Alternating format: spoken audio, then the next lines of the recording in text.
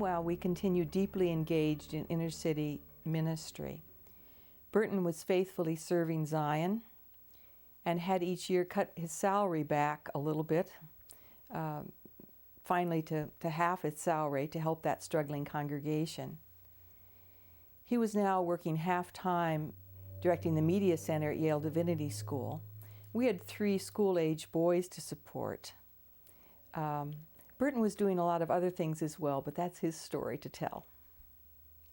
While in my second year at Yale as a student, I heard about a part-time position teaching high school religion class, world religions, at Hamden Hall Country Day School.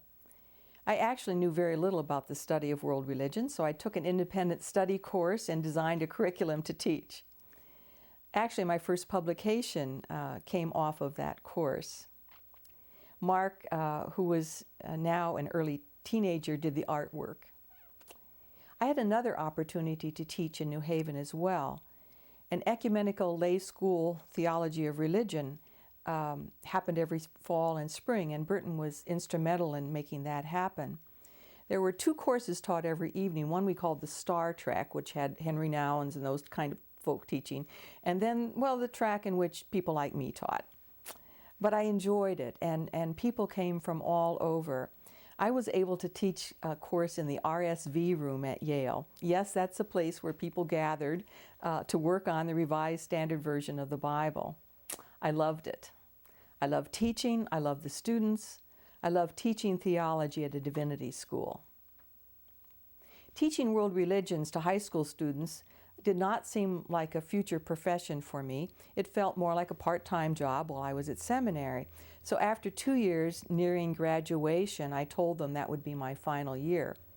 But I had no other position in sight. Then a spring day, while walking across campus, Professor Gaylord Noyce saw me and said, "I've been meaning to ask you if you would like to teach a course with me at Yale next year, the work of the parish minister." Well, yes, I would. This was the spring of 1976. In 3 short years, my life had changed a great deal. Beginning the following year as a lecturer, that's a position I would hold for 3 years.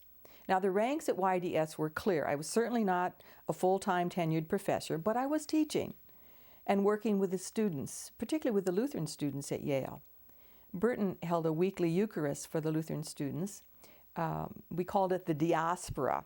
Lutheran students studying at non-Lutheran seminaries in the Northeast, Harvard, Yale, and so on.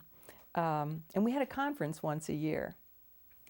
During our weekly meeting with Lutheran students, I also soon became an advocate for them, helping them with their paperwork, taking initiative to affiliate with Lutheran seminaries for candidacy approval, and keeping in touch with their seminaries. After 6 years, the situation changed. Gradually, I was now taking courses, and I was going to begin to teach at Yale. So I was away from our home in the Hill quite a bit of the day, and so was Burton. The children were only the ones that were there full time. It was time to move, and selling the parsonage would actually be help to the congregation. Burton would eventually leave Zion as they turned toward the suburbs and remained in the Missouri Synod. Meanwhile, Burton and I needed to work. He was directing media at Yale, and then he also took on a part-time job raising money for Yale University. In fact, one year he raised over $1 million for Yale. Actually, the money that came to us was much smaller than that, but at least it provided health insurance.